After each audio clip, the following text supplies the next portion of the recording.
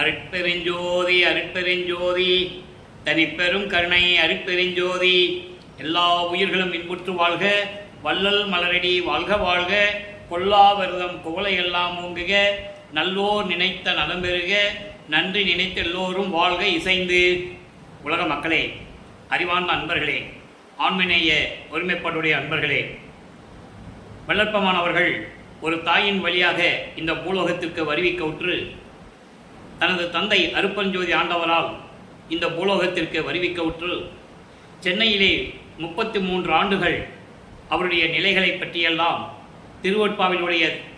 திருவொற்பாவிலே இறைவனுடைய திருமுறைகளில் இருந்து பாடல்களில் இருந்து அந்த விளக்கங்களை பார்த்து கொண்டிருக்கிறோம். வல்லப்பமானவர்கள் இந்த பூலோகத்திற்கு வருவிக்கவுற்றதற்கு காரணம், ஏற்கனவே பிரபஞ்சத்தில் தோன்றிய 4 யுகங்களிலுமே, கிரேத யுகம், திரேத யுகம், துவார யுகம், கலியுகம், இந்த 4 யுகங்களிலுமே சமயங்களும் மதங்களும் மார்க்கங்களும் தோன்றி அதை தோற்றுவித்தவர்கள் தங்களுடைய கர்த்தாக்களை, தங்களுடைய தலைவர்களை கடவுளர்களாக கற்பனையில் உருவாக்கி, இப்படிதான் இறைவன் இருந்தான் என்ற ஒவ்வொரு சமய தலைவனையும் உருவாக்கி அதற்கு ஏற்றபடி ஆலயங்களை அமைத்து வழிபாட்டு முறைகளை அமைத்து வழிபட செய்து விட்டார்கள் என்பதை திருவொற்பாவிலே நமது பிள்ளை பெருமானவர்கள் கூறிய விளக்கங்களை நாம் பார்த்து கொண்டிருக்கிறோம். நான் ஏற்கனவே கூறியது போல இங்கே கூறப்படுகின்ற விளக்கங்கள் அத்தனையும் திருவொற்பாவில் பாடல்களின் மூலமாக இருக்கின்ற உண்மைகளை, பிரபஞ்சத்தின் உண்மைகளை நாம் விளக்கி கொண்டிருக்கிறோம். இறைவனுடைய தயவாலையும் கருணையாலையும் இந்த விளக்கங்களை பெற்று பாடல்களின் மூலமாக உலக மக்களுக்கு தெரிவித்துக் கொண்டிருக்கிறோம். அந்த வகையிலே நமது பிள்ளை பெருமானவர்கள் ஒரு தாயின் கருவறையிலே 10 மாதங்கள் இருந்து, அதாவது மருதூர் என்ற கிராமத்திலே, சிதம்பரம் அருகில் இருக்கின்ற மருதூர் என்ற கிராமத்திலே ராமையா பிள்ளை சின்னையம்மர்களுடைய இல்லற வாழ்க்கையில், உலகியல் வாழ்க்கையில் மகனாக வருவிக்கவுற்றார். அவர்களுக்கு ஏற்கனவே பிறந்த குழந்தைகள் 4 பேர் உண்டு. 2 ஆண் பிள்ளைகள், 2 பெண் பிள்ளைகள். அவர்கள் உலகியலிலே பிறந்தவர்கள். இறைவன் ஒரு காரியத்தை நிகழ்த்த வேண்டும் என்றால் அவருடைய திருவிளையாடல் தொடங்கும்.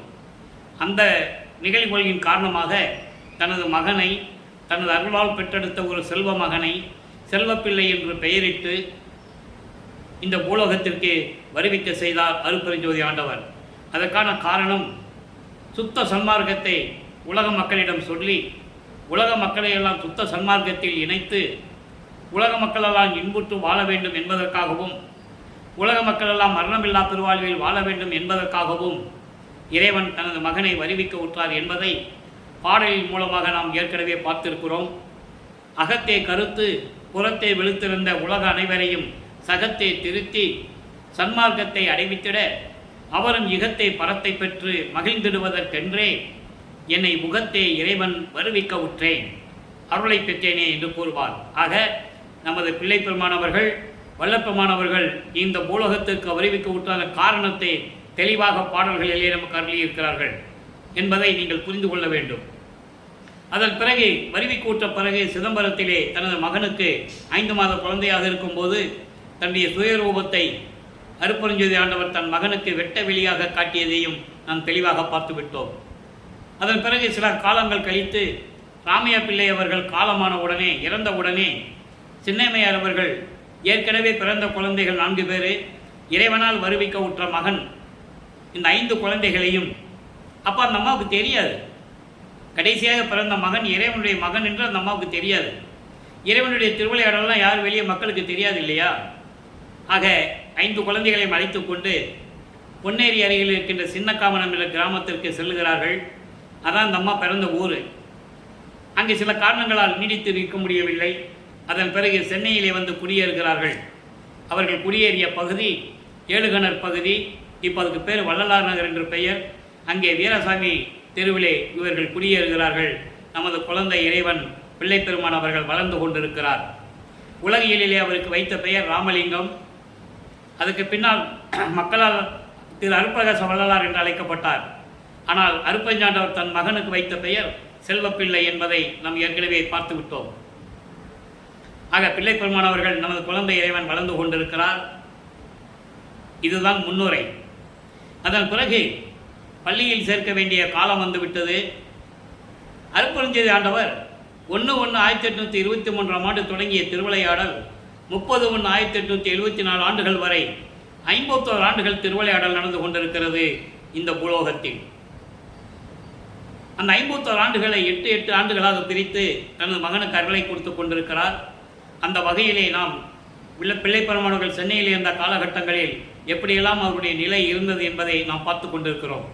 அதற்கான காரணம், சமயங்களும் மதங்களும் மார்க்கங்களும் சூழ்ந்திருந்த காலகட்டங்களில் இவர் சைவகுலத்தில் இருந்து வருவிக்க உற்றதனால் சைவ சமயத்தின் தலைவனாகிய சிவபெருமானை வழிபட்டு கொண்டு நமச்சிவாயா சிவாய நம ஓம் சிவாய நம என்ற மந்திரங்களை சொல்லிக்கொண்டு சரியை கிரிய யோகம் என்ற 12 நிலைகளில் இருந்து கொண்டிருக்கிறார்கள். அப்போ இவரை பள்ளிகளில் சேர்க்க வேண்டிய காலம் வந்து விட்டது. பள்ளியிலே சேர்க்கிறார்கள். படிக்க முடியாது என்று சொல்லி வந்து விட்டார். படிக்க முடியாது என்று அவர் சொல்வதை விட இறைவன் அங்கே திருவிளையாடல் செய்கிறார் என்பதை பாடலின் மூலமாக நாம் ஏற்கனவே பார்த்து விட்டோம். தனது மகன் இந்த உலகில் சந்தை படிப்பை யாரிடையும் படிக்கக்கூடாது, யாரையும் குருவாக ஏற்றுக்கொள்ளக்கூடாது. தனது மகன் சைவ சமயங்களுடைய நெறிகளை பின்பற்றி கொண்டிருக்க வேண்டும். அதன் பிறகு இதையெல்லாம் தேவையில்லை உலக மக்களுக்கு என்று சொல்ல வேண்டும். இந்த நிலையில் திருவிளையாடல் நடந்து கொண்டிருக்கிறது. இவர் பள்ளியில் படிக்க முடியாது, வெளியே வந்துட்டார்.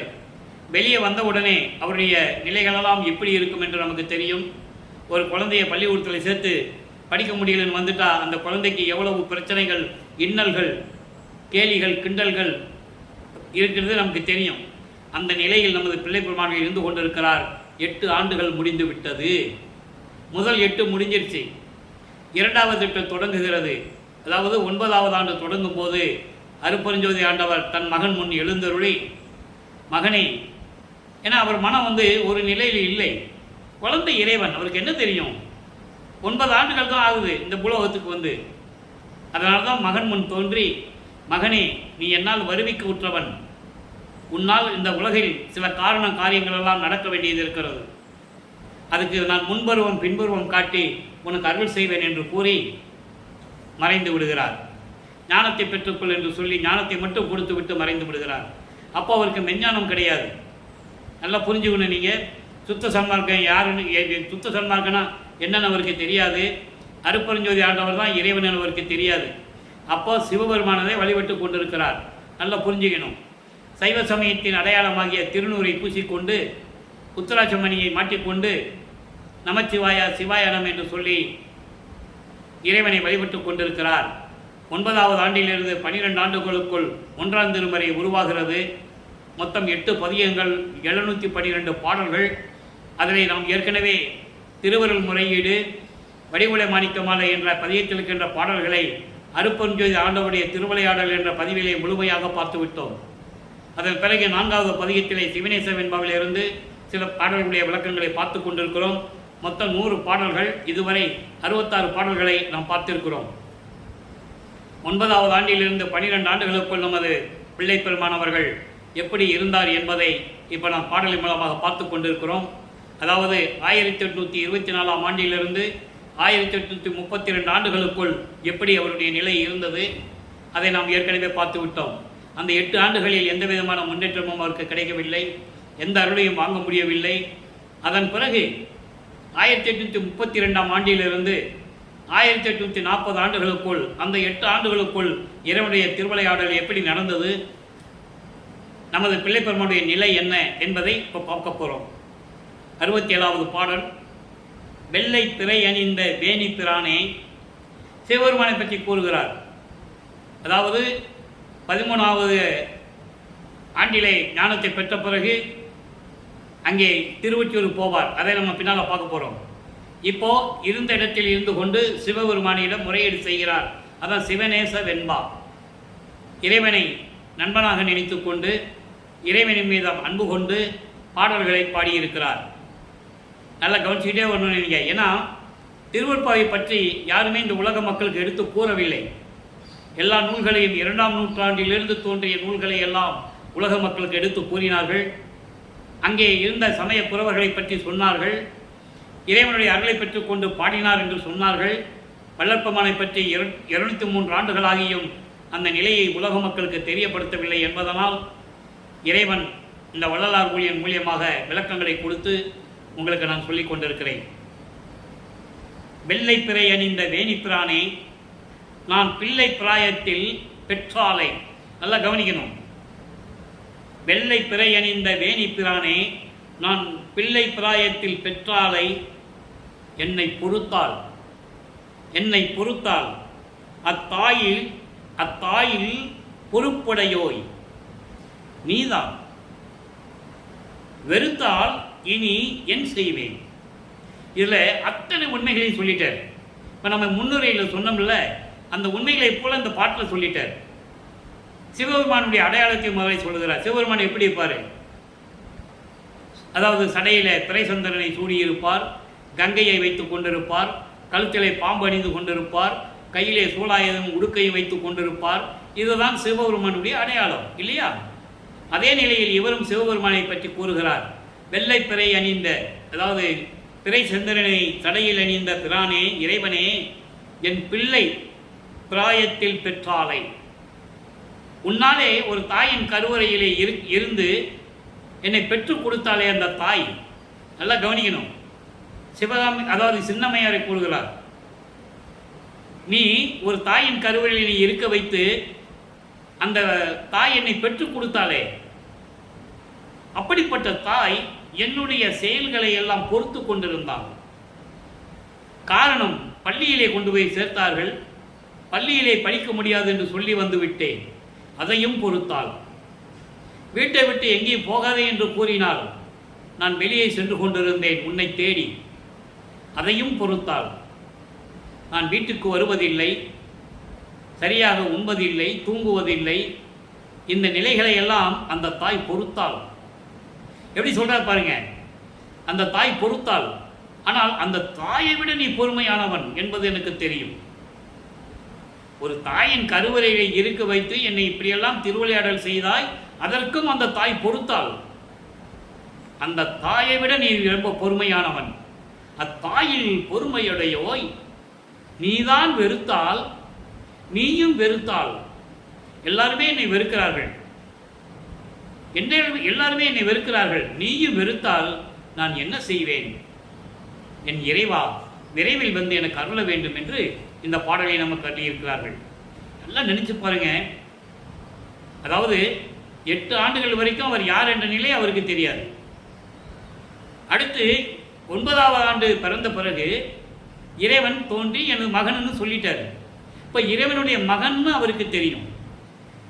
தெரிஞ்சிருந்தும் கூட அவர் இந்த சூழ்நிலையில் நமது பிள்ளை பெருமான் அவர்கள் இருந்து கொண்டிருக்கிறார் என்பதை நீங்கள் புரிந்து கொள்ள வேண்டும். சரி, இப்போ 12 ஆண்டுகள் முடிந்து விட்டது.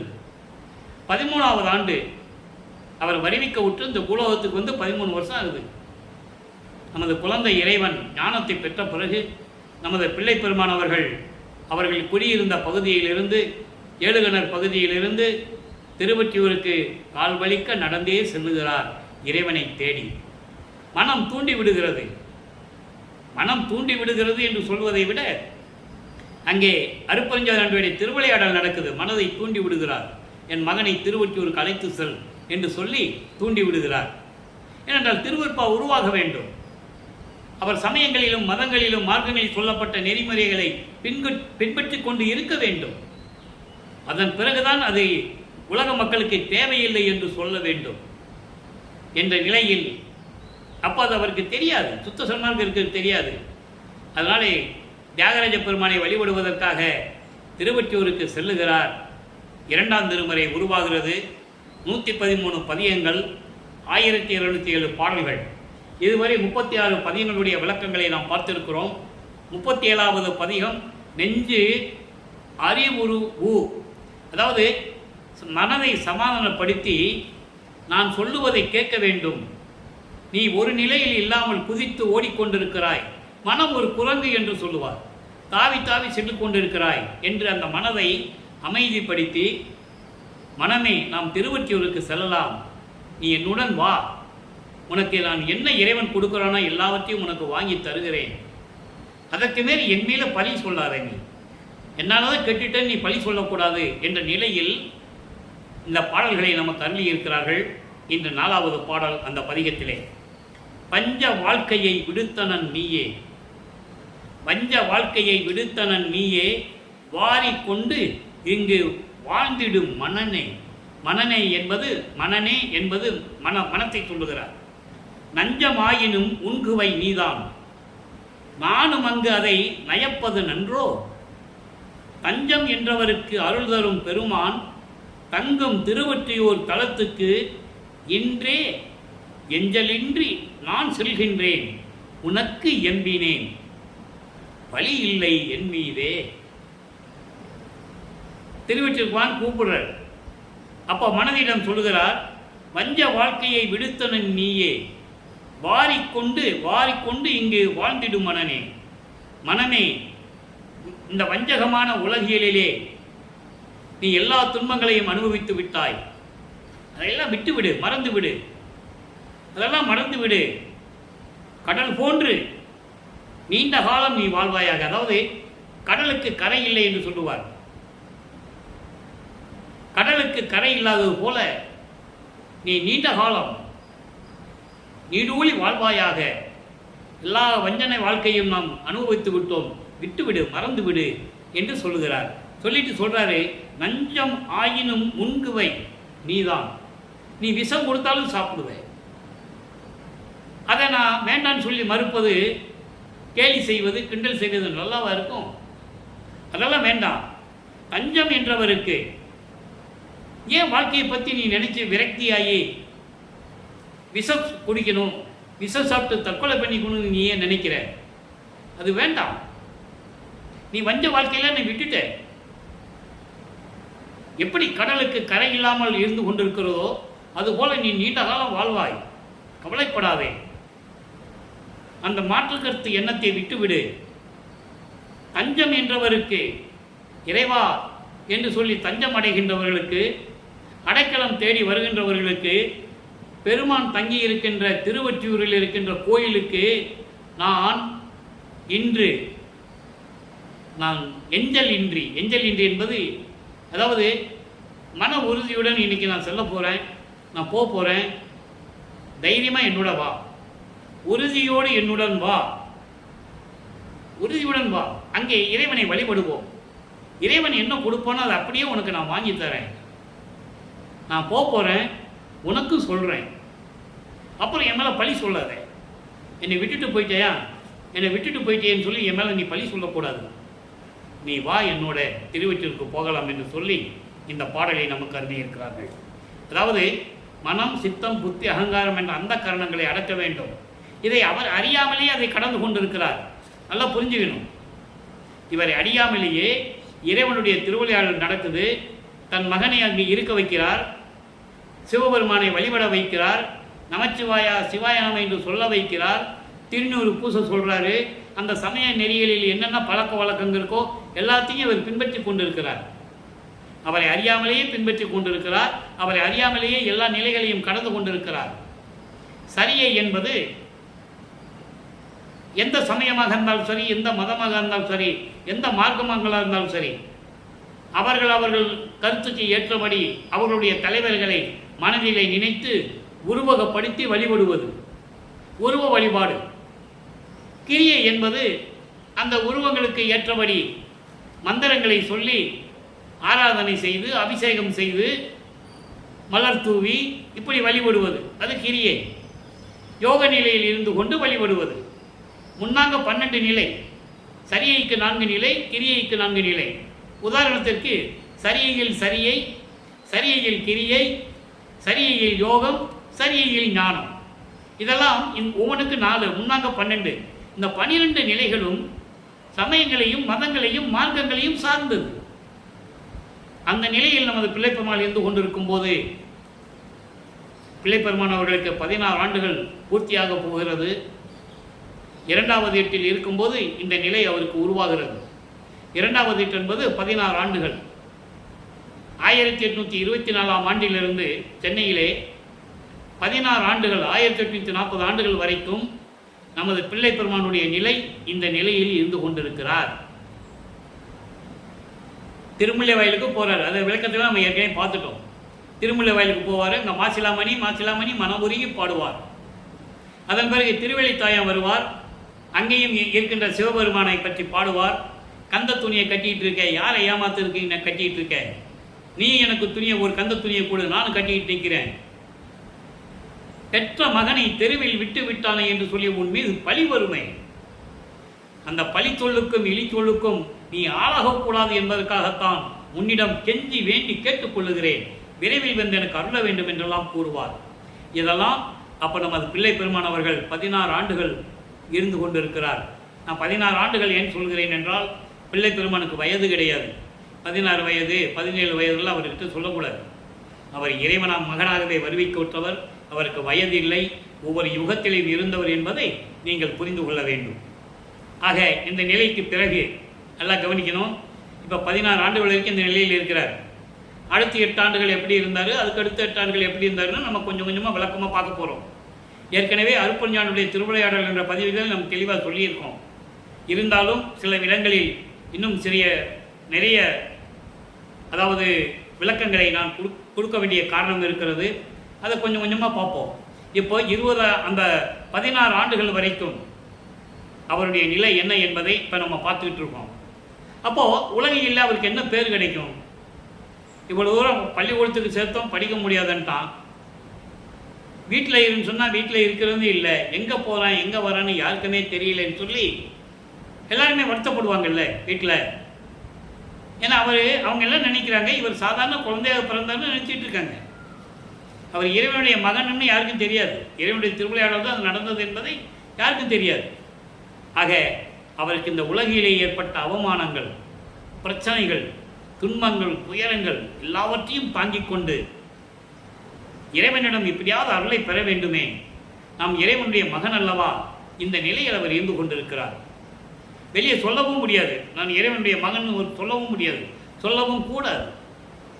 சில தெய்வ ரகசியங்கள், கடவுளுடைய ரகசியங்கள் சில பேர் சொல்ல மாட்டாங்க. அந்த நிலையில் அவர் இருந்து கொண்டிருக்கிறார். சரி, இப்போ இதற்கு இணையாக இப்போ சுத்த சன்மார்க்கத்தை பெற்ற பிறகு அவருடைய நிலையை சொல்லி விளக்க வேண்டும். 16 ஆண்டுகள் வரைக்கும் அவர் 2ஆம் திருமுறை பாடல்களை நமக்கு அருளிய காலத்தில் அவர் எப்படி இருந்தார் என்ற நிலையையும், அதன் பிறகு சுத்த சன்மார்க்கத்தை பெற்ற பிறகு இதெல்லாம் தேவையில்லை என்று சொல்லுவதையும், சுத்த சன்மார்க்கத்தை பெற்ற பிறகு அவருடைய தந்தை அருட்பெருஞ்சோதி ஆண்டவர் தான் என்று சொல்லுவதையும், அருட்பெருஞ்சோதி ஆண்டவர் என்று எப்படி அருளை பெற்றுக்கொண்டார் என்பதையும் விளக்கி சொல்ல வேண்டும். அப்போதான் மக்களுக்கு புரியும். ஏன்னா இதுவரைக்கும் அவரை பார்த்த பார்வைகள், அவரை பற்றி சொல்லியவர்கள், அவரை பற்றி விளக்கி கூறியவர்கள் எல்லாம் உண்மைக்கு புறம்பாக கூறியிருந்தார்கள் இல்லையா? அப்போ அதை விளக்கி சொல்ல வேண்டும். ஏன் சைவ சமயத்தில் இருந்தார், அதன் பிறகு ஏன் அதை வேண்டானாரு, அந்த நிலையை உலக மக்களுக்கு விளக்கி சொல்ல வேண்டும். அந்த வகையிலே இப்போ பாருங்கள், மனைவியிடம் சொல்லுகிறார், நான் திருவொற்றியூருக்கு போகிறேன், நீ விஷம் சாப்பிடலான்னு நீ நினச்சிக்கிட்டு இருக்க, அதெல்லாம் வேண்டாம், அதெல்லாம் விற்று நம்ம எல்லா வஞ்சனம், அதாவது இந்த உலகில் ஏற்பட்ட துன்பங்களையும் துயரங்களையும் நம்ம எல்லாம் தாங்கிட்டு வந்துட்டோம், நீ என் கூட திருவொற்றியூருக்கு வா, அப்புறம் நீ என் மேலே பழி சொல்லாத அப்படின்னு சொல்கிறத இப்போ நம்ம பார்த்துட்டோம். அதே வல்லற்பமானவர்கள் சுத்த சன்மார்க்கத்தை பெற்ற பிறகு ஒரு தோழியிடம் சொல்லுவது போல, மனதிடம் சொல்லுவது போல உலக மக்களுக்கு சொல்லுகிறார். 2 தோழிகள் பந்து விளையாடுவது போல, தோழிகள் பந்து விளையாடும் போது எப்படி உரையாடி கொள்ளுவார்கள் என்ற ஒரு தோரணையில் இந்த பாடலை நமக்கு அருளியிருக்கிறார்கள். நல்லா கவனிங்க, அற்புதமான பாடல்கள்லாம் உண்டு. ஏன்னா எல்லாருமே என்ன சொல்கிறாங்கன்னா, அவரை பற்றி பேசுகின்றவர்கள் எல்லாம் சைவ சமயத்தில் இருக்கும்போது எப்படி இருந்தார் என்று சொல்லுவது சரிதான். அதன் பிறகு அதை வேண்டாம்னு சொல்லிட்டு வந்துட்டார்கள, அப்போ அதையும் மக்களுக்கு சொல்ல வேண்டும். அங்கே திருநூறு பூசிட்டு இருந்தார், திருநூறு பூசாதவன் முகத்தில் முழிக்காதன்னு சொன்னார், எல்லாரும் செஞ்சார். அப்போ அவருக்கு தெரியாது, அற்ப அறிவுன்னு சொல்கிறார். அப்போ எனக்கு அறிவு இல்லை, நான் செஞ்சிட்டேன்னு சொல்கிறாரு. அறிவு இல்லைன்னு சொல்கிறது, அப்போ எனக்கு சுத்த சன்மார்க்கம் தெரியாது அப்படிங்கிற நிலையில தான் அவர் சொல்கிறார். சுத்த சன்மார்க்கத்தை பெற்ற பிறகு என்ன சொல்கிறாருன்னு பார்ப்போம். ஆடேடி பந்து என்ற ஒரு பதிகம் 6ஆம் திருமுறையிலே 116வது பதிகம், 2 தோழிகள் பந்து விளையாடி கொண்டிருப்பது போல இந்த பாடல்கள் உண்டு. சதுமறை ஆகம சாத்திரமெல்லாம் சந்தை படிப்பு. நான் ஏற்கனவே கூறியிருக்கிறேன், அருட்பெருஞ்சோதி ஆண்டவர் தன் மகன் இந்த உலகியலிலே சந்தை படிப்பை படிக்கக்கூடாது. எந்த ஆசிரியரிடம் தன் மகன் கல்வி கற்கக்கூடாது, யாரையும் குருவாக ஏற்றுக்கொள்ளக்கூடாது என்ற திருவிளையாடலினால்தான் இவரை பள்ளியில் சேர்க்கிறாங்க. படிக்க முடியாதுன்னு வந்துடுறாரு. அந்த விளக்கத்தை பார்த்தோம்ல, அதை இங்கே சொல்றாரு. சதுமறை ஆகம சாத்திரமெல்லாம் சந்தை படிப்பு. வேதங்கள் ரிக்வேதம், யசுர்வேதம், சாமவேதம், அதர்வண வேதம், இந்த 4 வேதங்கள் நல்லா கவனிக்கணும். ரிக் வேதம் இந்திரனை பற்றி கூறுவது, யசுர்வேதம் சிறு தெய்வங்களை பற்றி கூறுவது, சாமவேதம் அந்த சிறு தெய்வங்களுக்கு உருவகப்படுத்தி அதாவது ஆராதனை செய்து இந்த சம்பிரதாயங்கள் சடங்குகள் பழக்க வழக்கங்கள் செய்து வழிபடுவது, அதர்வண வேதம் பிரம்மனை பற்றி கூறுவது. இந்த 4 வேதங்களுமே இந்த நிலையில் இருந்து கொண்டிருக்கின்றன. ஆகம நூல்கள், சிவநெறி நூல்கள் 28, சாத்திரங்கள் எல்லாம் இதனுடைய பழக்க வழக்கங்கள் எல்லாம் சந்தை படிப்பு. சந்தை படிப்பு என்பது எதுக்கு உதவாத படிப்பு. அந்த நம் சொந்த படிப்போ நல்லா கவனிக்கணும். தான் பள்ளியிலே ஏன் படிக்கலை என்றதை இங்கே சொல்றார். திருப்பள்ளி எழுச்சிலையும் சொல்லுவார், முனை பல்வி பயிற்றாது என்னை கல்வி பயிற்று முழுதும் உணர்வித்து உடற்பொழுதெல்லாம் தவிர்த்து என்னை பள்ளி எழுப்பிய அருட்பெருஞ்சோதி என் அப்பனி பள்ளி எழுந்தருள்வாயே அப்படின்னு சொல்லுவார். இங்கதையும் சொல்றார் சந்தை படிப்பு. அதெல்லாம் சந்தை படிப்பு. நம் சொந்த படிப்போ, நம்மளுடைய சொந்த படிப்பு என்னது? விதி நெறி சுத்த சன்மார்க்கத்தில் சாகா வித்தையை கற்றனன் சொல்லிட்டாரா? அதெல்லாம் சந்தை படிப்பு. நம்ம சொந்த படிப்பு என்னது? அருள் நெறி கொண்ட சுத்த சன்மார்க்கத்தில் இருக்கின்ற நெறிகள், அருள் நெறிகள். அதை நான் பின்பற்றியதனால் சாகா கல்வியை பெற்றுக்கொண்டேன். அப்போ சாகா கல்வி என்பது, மரணமில்லா பெருவாழ்வு என்பது சுத்த சன்மார்க்கத்தில் இருந்தால் தான் கிடைக்கும் என்பதை தெளிவாக கூறுகிறார் என்பதை நீங்கள் புரிந்து கொள்ள வேண்டும். சமயங்களிலும் மதங்களிலும் மார்க்கங்களில் ஈடுபட்டு அருட்பெருஞ்சோதி மகாமந்திரம் சொன்னால் பயன் இல்லை. அதை தான் இங்கே சொல்றார். சுத்த சன்மார்க்கத்தினுடைய அருள் நெறிகளை நான் பின்பற்றியதனால் சாகா கல்வியுடைய வித்தையை கற்றனன் நான். இந்த சாகா கல்வி கற்றதை சொல்லும்போது ஒரு பாடலை சொல்ல நான் கடமைப்பட்டிருக்கிறேன். 112வது பதிகம் 6ஆம் திருமுறையிலே 14வது பாடல். நாகாதிபனும் அயனும் ஆளும் நறுமுறுமெனவே ஞான அமுதம் அளித்தாய் நானும் உண்டு துண்ணவே சாகா கலையை பயிற்று தந்த தயவையே சாற்றருக்கரிது. எவ்வளவு அருமையா சொல்ற பாருங்க. அப்போ ஞானம் அமுதம் என்பது சுத்த சன்மார்க்கம். நாகாதிபன் என்பது இந்திரன். இந்திரனும் பிரம்மனும் திருமாலும் மற்ற தேவர்களும் கோபத்தோடு இருக்கிறார்கள். நறுமுறுமெனவே பொறாமைப்பட்டு கொண்டிருக்கின்ற அந்த நேரத்தில் எனக்கு சுத்த சன்மார்க்கத்தை கொடுத்து அதன் பிறகு எனக்கு சாகா கலையை வைத்து தந்த தயவை நான் எப்படி சொல்ல முடியும் என்று கூறுவார். அதை தான் இங்க சொல்றாரு. விதிநெறி சுத்த சன்மார்க்கத்தில் சாகா வித்தையை கற்றனன். இது எங்க நடக்குது? சுத்த சிவஞான வெளியில நடக்குது. சென்னையில் 33 ஆண்டுகள் இருந்தார் அல்லவா, அங்கிருந்து நேரம் அங்கதான் போறாரு சுத்த சிவஞான வெளிக்கு. அங்கதான் போய் சுத்த சன்மார்க்கம் அப்பா கிட்ட இருந்து வாங்கணும், அங்கதான் சாகா கல்வியை பயிற்றுக்கணும். அப்படிலாம் பாடல்கள் உண்டு, விளக்கங்கள் உண்டு, எல்லாவற்றையும் நம்ம பார்த்துட்டோம். நாம் ஏற்கனவே கூறியது போல இங்கே கூறப்படுகின்ற விளக்கங்கள், கருத்துக்கள் எல்லாமே பிரபஞ்சத்தின் உண்மைகள். இது எல்லாமே திருவற்பாவில் இருக்கின்ற உண்மைகள் என்பதை நான் மீண்டும் ஒரு முறை பதிவு செய்ய நான் கடமைப்பட்டிருக்கிறேன். ஆக சுத்த சன்மார்க்கத்தில் சாகா கல்வியை நான் கற்றுக்கொண்டேன். அடுத்து சொல்ற பாருங்க, அருமையான ஒரு வரி. உத்தரம் உத்தரம் எனுமோர் பொதுவளர் திசை நோக்கி வந்தனன். உத்தரம் என்பது வடக்கு திசை, உத்தரம் என்பது வடக்கு திசை, தட்சணம் என்பது தெற்கு திசை. அப்போ நான் வடக்கு திசையை நோக்கி நான் சென்று கொண்டிருக்கிறேன். எங்கே? சுத்த சிவஞான வழிக்கு. அங்கே சத்தியஞான சபை இருக்கிறது தென் திசை நோக்கி. நான் வடக்கு திசை நோக்கி செல்லும் போது சத்தியஞான சபையில் இருக்கின்ற அந்த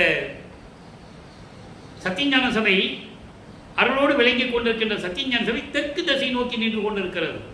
அப்படின்னு என்ன அர்த்தம்? அங்கே அருட்பெருஞ்சோதி ஆண்டவர் தெற்கு நோக்கி இருந்து கொண்டிருக்கிறார். தெற்கு நோக்கி என்பது தென் திசை கடவுள், தென்முக கடவுள் என்று சொல்லுவார் இறைவனை விளப்பமானவர்கள். தீபம் தெற்கு நோக்கி தான் இருக்கும். நம்ம வட திசை நோக்கி கும்பிடுவோம், தீபம் தெற்கு நோக்கி இருக்கும். அதான் அருட்பெருஞ்சோதி ஆண்டவர். அப்போ பொதுவளர் நோக்கி வந்தனன் என்றும் கொன்றாமை வேண்டிடில் தோழிகிட்ட சொல்றாரு. நான் இப்படியெல்லாம் சாகா கல்வியை கற்றுக்கொண்டேன், சுத்த சன்மார்க்கத்தை பெற்றுக்கொண்டேன், இறைவனையும் நான் பார்த்து விட்டேன், இறைவனை பார்த்துவிட்டு வந்து விட்டேன். என்றும் கொன்றாமை வேண்டிடில் என் தோழி நீதான் அது இது எண்ணாமல் ஆடேடி பந்து அருட்பெருஞ்சோதி கண்டு ஆடேடி பந்து. எவ்வளவு அற்புதமா இருக்கும். தோழிகிட்ட சொல்றார். தோழிகிட்ட சொல்லுவது போல உலக மக்களுக்கு சொல்றார். நல்லா புரிஞ்சுக்கணும். உலக மக்களே, நான் அதாவது ஆகமங்கள், வேதங்கள், சாத்திர படிப்புகள் எல்லாம் சந்தை படிப்பு. ஆனால் நம்ம படிப்பு என்ன தெரியுமா? சுத்த சன்மார்க்கத்தில் இருக்கின்ற நெறிமுறைகளை பின்பற்றுவது. அதனால் நான் சாகா கலவையை, சாகா வித்தையை கற்றுக்கொண்டேன், இறைவனிடம் கற்றுக்கொண்டேன், இறைவனிடமிருந்து பெற்றுக்கொண்டேன். தென் திசை நோக்கி இருக்கின்ற இறைவனாகிய அருட்பெருஞ்சோதி ஆண்டவரிடமிருந்து நான் பெற்றுக்கொண்டேன். அவரையும் பார்த்துவிட்டு வந்துவிட்டேன். என்றும் பொன்றாமை வேண்டிடில். பொன்றாமை என்பது இறவாமை. நாம் மரணமே தழுவக்கூடாது. மரணமில்லா பெருவாளில் இருக்க வேண்டும் என்றால் என் தோழியே, உலக மக்களே, நீங்கள்லாம் அது இது எண்ணாமல், அதாவது மனதை போட்டு குழப்பாமல், சமயங்கள், மதங்கள், மார்க்கங்களில் இருந்தால் நாம் நிறைய பெற்றுவிடலாமோ, சுத்த சன்மார்க்கத்துக்கு போனால் என்ன ஆகுமோ என்றெல்லாம் நீங்கள் நினைக்காமல் மனதை ஒரு நிலைப்படுத்தி, அதான் 2ஆம் திருமுறையில் சொல்றாரு, அந்த கர்ணங்களை அடக்க வேண்டும் என்று சொல்லுவார். மனதை ஒரு நிலைப்படுத்தி இது அதுன்னு எண்ணாம மனதை அலைபாய விடாமல் ஒரே நிலையில் இருந்து கொண்டு, சுத்த சன்மார்க்க நெறிதான் நமக்கு முக்கியமானது, அருட்பெருஞ்சோதி ஆண்டவர் தான் உண்மையான இறைவன், இயற்கை உண்மை விளக்க கடவுள் என்ற உண்மையை நீங்கள் புரிந்து கொண்டு அது இது என்று மனதை குழப்பிக் கொள்ளாமல் ஒரே நிலையில் இருந்து கொண்டு வாழ்க்கையை நீங்கள் சுகமாக நடத்த வேண்டும். உங்கள் வாழ்க்கையை நீங்கள் இன்பமாக நடத்த வேண்டும். அந்த வழியில் நீங்கள் நடத்த வேண்டும் என்று சொல்லுகிறார். ஆடியேடி பந்து, பந்து விளையாடுவது போல, தோழியிடம் சொல்லுவது போல உலக மக்களுக்கு சொல்லுகிறார். சொல்லிட்டு சொல்றாரே, அருட்பெருஞ்சோதி கண்டு ஆடேடி பந்து.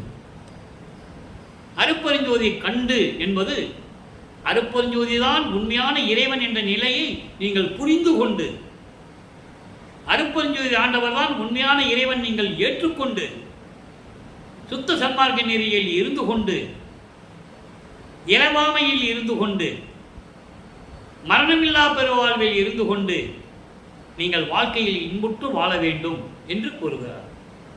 அது ஒரு பாடலில் சொல்லுவார், அருமையாக இருக்கும்.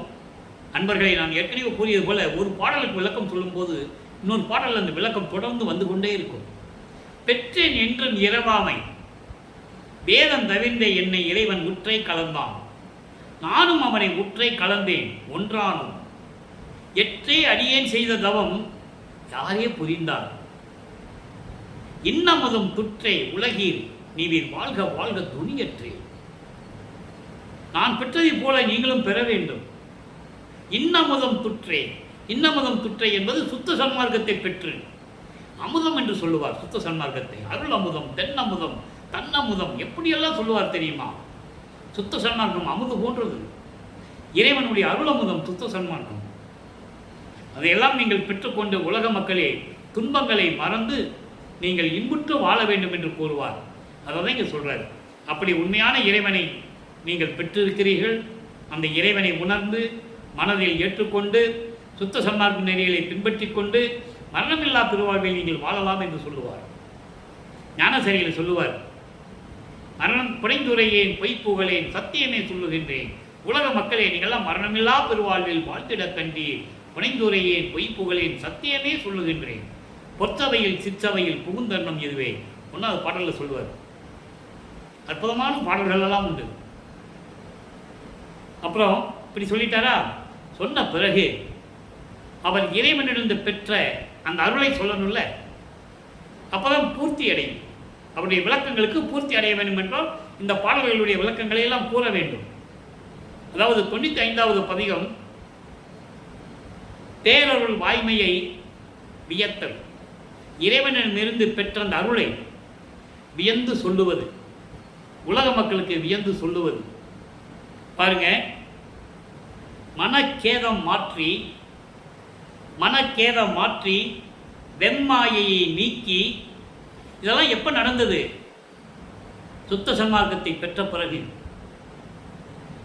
அதுக்கு முன்னாலாம் மனக்கேதம் மாற்றி, மன உளைச்சல், மன துயரங்கள், துன்பங்கள், இந்த சமயங்களிலும் மதங்களிலும் மார்க்கங்கள் இருந்தபோது நான் பட்ட துன்பங்கள் இருக்கிறதே, அதையெல்லாம் மாற்றி, அதையெல்லாம் நீக்கி, மாயையை நீக்கி, கொடும் மாயைகள் எல்லாம் நீக்கி, கொடிய மாயைகள், பெண்ணாசை, பொன்னாசை, மண்ணாசை போன்ற ஆசைகளை எல்லாம், அந்த மாயைகளையும் மயக்கங்களையெல்லாம் நீக்கி, மலிந்த வினைதனக்கே விடை கொடுத்து, மலிந்த வினை என்பது என்னை சூழ்ந்த கொடிய கொடூரமான வினைகள் எல்லாம் இருந்தது, அதையெல்லாம் நீக்கி, அந்த தடைகளை எல்லாம் நீக்கி, ஆணவம் தீர்த்து, ஆணவம் கண்மம் மாயை சொல்றாங்க. ஆணவம் மாயையை நீக்கின்னு சொல்லிட்டாரா? கண்மம் வல்வினைகள், மலிந்த வினைகளை எல்லாம் நீக்கின்னு சொல்லிட்டாரு. அப்போ ஆணவம் கண்மம் மாயை, இந்த 3 மலங்களையும் நீக்கி, மலங்களை நீங்கியவன் தான் இறைவன், மலங்களை நீங்கியவதான் பிரபஞ்சத்தின் உண்மையை சொல்ல முடியும் என்று கூறுவார். இதற்கு முன்னால் எழுதிய புராணங்கள், இதிகாசங்கள் எது இருந்தாலும் சரி, மாயைகளையும் மயக்கங்களையும் மலங்களையும் சூழ்ந்தவன் எழுதியவன், அதனால் அவனால் பிரபஞ்சத்தின் உண்மையை கூற முடியாது என்று கூறுகிறார்.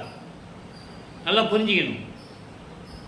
அந்த நிலையில் இருக்கும்போது சொல்லுகிறார், இந்த 3 மலங்களையும் நீக்கி அருள் தன்னமுதம் எனக்கே மிகவும் அளித்து, திகட்ட நான் வேண்டாம் வேண்டாம் என்று சொல்லும் என்ற அளவுக்கு எனக்கு அருள் அமுதத்தை கொடுத்து அருள் ஜோதியும் ஈர்ந்து, அருள் ஜோதியையும் கொடுத்து, அழியா இனக்கேண்மையும் தந்து. அழியா இனக்கேண்மை என்பது சுத்த சன்மார்க்கம். சுத்த சன்மார்க்கம் அழியாது. மற்ற சமயங்கள், மதங்கள், மார்க்கங்கள் எல்லாம் அழிந்து விட்டது என்று கூறுகிறார். அந்தந்த யுகத்தில் தோன்றும் போது, அந்த யுகங்கள் அழியும் போது, அங்கே அந்த மதங்களும் மார்க்கங்களும் சமயங்களும் அழிந்து விட்டது என்று கூறுவார். திருவருட்பாவில் அந்த உண்மைகள் உண்டு, யாரும் மறுக்க முடியாது, மறக்கவும் முடியாது. ஆக இதெல்லாம் போன பிறகு நமக்கு இனக்கேண்மை என்ன? நம்ம இனம் என்ன? சுத்த சன்மார்க்க இனம், அழியாத சுத்த சன்மார்க்க இனம். ஏனென்றால் இனிமேல் எந்த மார்க்கங்களும் உருவாகப் போவதில்லை. சுத்த சன்மார்க்கம் நிலையானது. நம்ம சுத்த சன்மார்க்கத்தில் இருந்து கொண்டிருக்கிறோம். இப்போ சதுர யுகத்தில் இருந்து கொண்டிருக்கிறோம், ஒளி யுகத்தில் இருந்து கொண்டிருக்கிறோம் என்று வல்லப்பமானவர்கள் தெளிவாக கூறியிருக்கிறார்கள். ஆக இப்படியெல்லாம் தந்து என் உள்கலந்தான் மன்றில் என் அப்பனே.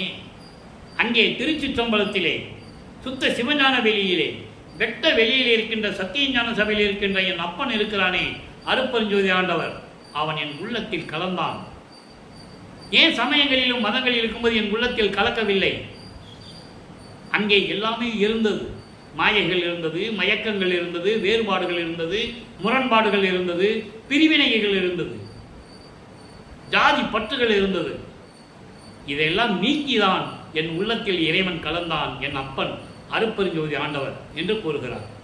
எனவே நண்பர்களே, இன்று நாம் பார்த்த பாடல்களில் இருந்து பிள்ளைப்பெருமான் அவர்கள் 16 ஆண்டுகள் வரைக்கும் சென்னையில் இருக்கும்போது அவருடைய நிலை என்ன, அதன் பிறகு சுத்த சன்மார்க்கத்தை பெற்ற பிறகு அவருடைய நிலை என்ன என்பதை நாம் தெளிவாக பார்த்து விட்டோம். எனவே அன்பர்களே, நீங்களாம் சுத்த சன்மார்க்கத்தில் இணைந்து சுத்த சன்மார்க்க நெறிகளை பின்பற்றி, சைவ நெறிகளை பின்பற்றி, அசைவ உணவுகளை நீக்கி, எந்த உயிரையும் கொல்லாமல் புலையும் கொலையும் தவிர்த்து தீபத்து முன்னால் அமர்ந்து கொண்டு அருப்பெருஞ்சோதி அருப்பெருஞ்சோதி தனிப்பெருங்கனை அருப்பெருஞ்சோதிய மகாமந்திரத்தை சொல்லி இறைவனுடைய அருளையும் செல்வங்களையெல்லாம் பெற்று இந்த வையகத்தில் நீங்கள் வாழ்வாங்க வாழ வேண்டும் என்று இறைவனுடைய தயவோடையும் கருணையோடையும் வாழ்த்தி இந்த வள்ளலாகுலியன் விடைபெறுகிறேன். நன்றி, வணக்கம். அருப்பெருஞ்சோதி அருப்பெருஞ்சோதி தனிப்பெருங்கருணை அருப்பெருஞ்சோதி. நாளையும் பதிவை பார்த்து இறைவன் அருளை பெற்றுக்கொள்ளுங்கள்.